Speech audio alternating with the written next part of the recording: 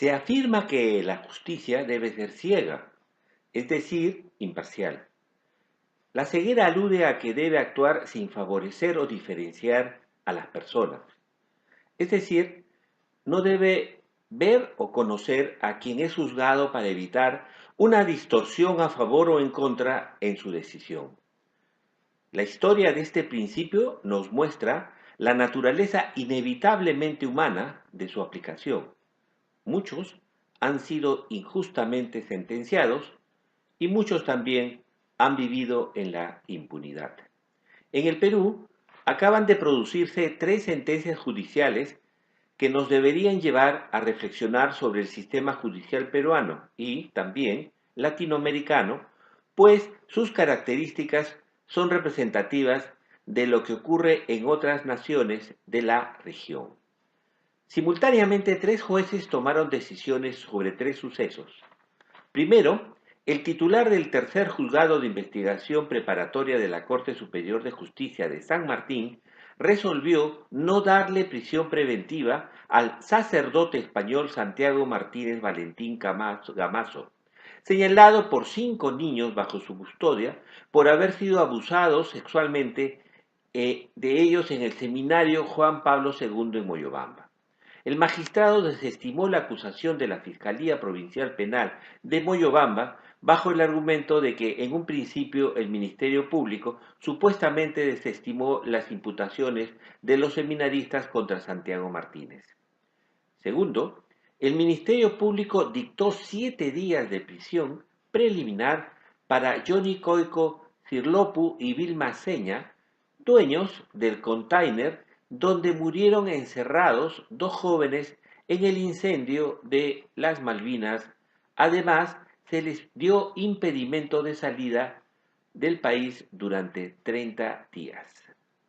Tercero, un juez decidió variar la medida de comparecencia restringida del expresidente Humala y su esposa Nadine Heredia por la de 18 meses de prisión preventiva, porque el informe de un fiscal trabaja sobre la hipótesis de la captación de dineros de presunta procedencia ilícita para financiar la campaña electoral de su partido, por lo que ambos encabezarían una organización criminal dedicada al lavado de activos. Acogió diversas declaraciones de testigos y conversaciones que afirmaron haberles entregado 3 millones de dólares para la campaña nacionalista del 2011. Sin duda, la igualdad ante la ley, igualdad ante los ojos de la ley o igualdad legal es el principio de que cada individuo humano debe ser tratado de la misma manera por la ley, principio de isonomía, y las personas están sujetas a las mismas leyes de justicia, debido proceso. Por lo tanto, la ley debe garantizar que ningún individuo o grupo de individuos sea privilegiado o discriminado por el Estado sin distinción de raza, sexo, orientación sexual, origen nacional, color, origen étnico, religión, discapacidad u otras características sin parcialidad. Es un principio esencial del liberalismo y la democracia. Por ello, hay un viejo dicho que dice, todos son iguales ante la ley. Fue Anatole France quien dijo eso en 1894. En su majestuosa igualdad, la ley prohíbe a los ricos y pobres dormir bajo puentes, mendigar en las calles y robar panes. La creencia en la igualdad ante la ley se llama igualitarismo legal. El principio de igualdad ante la ley es incompatible y deja de existir con sistemas legales como la esclavitud, la servidumbre, el colonialismo, la monarquía, la teocracia y podemos agregar en donde campean o reinan la corrupción y la impunidad.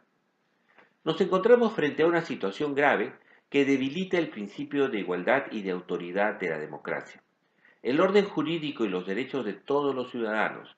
En primer lugar, es evidente que nos encontramos por un lado con 2 casos con infracciones y delitos muy graves ante la ley. La pederastía de un sacerdote español con 5 víctimas y la muerte de 2 jóvenes cuyo encierro ilegal impidió que se salvaran de un incendio en su centro de trabajo. Frente a otro presunto y sostenido a partir de suposiciones o declaraciones de un acontecimiento, el recibir dinero para una campaña electoral, que no estaba contemplado como delito en la ley de esos años, si se produjo tal como los testigos indican. Esta falta supuesta, que no establecía en la ley como algo incorrecto, se la considera agravada como conducta obstruccionista o sospecha de huida, sin que se haya establecido ninguna prueba de intento de fuga. Asimismo, las sentencias muestran una desproporción asombrosa en cuanto al principio de igualdad ante la ley.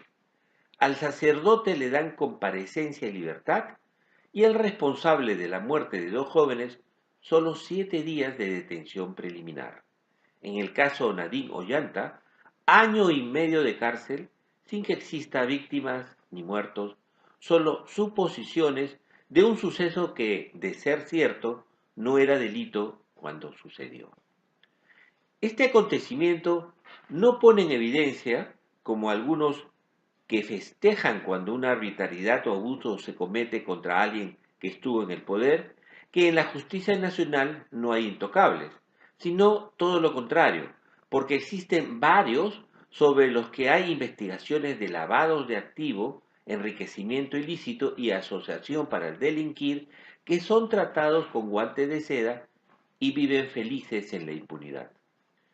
Lo preocupante del caso es que si esto le ocurre a alguien que fue presidente del país y es militar de formación, ¿qué nos puede suceder a quienes somos simples civiles, ciudadanos en una nación que pareciera administrar en forma miope la justicia como un ejercicio del abuso, la prepotencia y el autoritarismo al servicio de la corrupción, la impunidad y lo ímprobo? Cuando el poder se ejerce sin equidad y respeto a los derechos de toda persona, lo que sucede en el fondo es que su legitimidad, su reconocimiento comienza a socavarse, a deteriorarse y termina por perderse la autoridad. Esta situación es el caldo de cultivo para las actitudes antisociales y resentidas como el terrorismo, la delincuencia y el narcotráfico, que promueven el resentimiento, el caos y la violencia ciega. Por ello, preguntarnos sobre si en el caso Nadine Humala la justicia ha actuado en forma ciega o miope viene al caso. Nuestra respuesta debe basarse en criterios objetivos que muchas veces están obnubilados en la instancia nacional. Por eso, es conveniente recordar una norma internacional más ecuménica, la Declaración Universal de los Derechos Humanos, que establece que, cito, todos son iguales ante la ley y tienen, sin distinción, derecho a igual protección de la ley. Artículo 7, fin de cita. Asimismo, que, cito, toda persona tiene derecho a un recurso efectivo ante los tribunales nacionales competentes que la ampare contra actos que violen sus derechos fundamentales reconocidos por la Constitución o por la ley. Artículo 8, fin de cita. Y que, cita, nadie podrá ser arbitrariamente detenido, preso ni desterrado. Artículo 9, fin de cita. También que, cita, toda persona tiene derecho en condiciones de plena igualdad a ser oída públicamente y con justicia por un tribunal independiente e imparcial para la determinación de sus derechos y obligaciones o para el examen de cualquier acusación contra ella en materia penal. Artículo 10, fin de cita.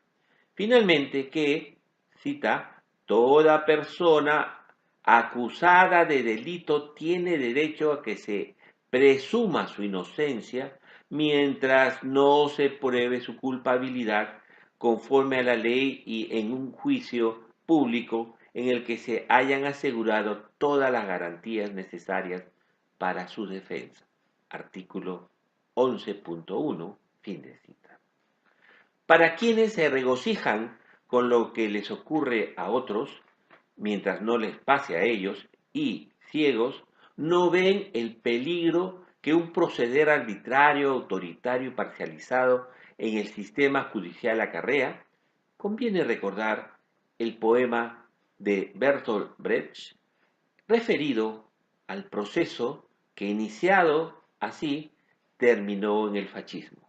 Cita: primero se llevaron a los judíos, pero como yo no era judío, no me importó. Después se llevaron a los comunistas, pero como yo no era comunista, tampoco me importó. Luego se llevaron a los obreros, pero como yo no era obrero, tampoco me importó. Más tarde se llevaron a los intelectuales, pero como yo no era intelectual, tampoco me importó. Después siguieron los curas, pero como yo no era cura, tampoco me importó. Ahora vienen por mí, pero es demasiado tarde.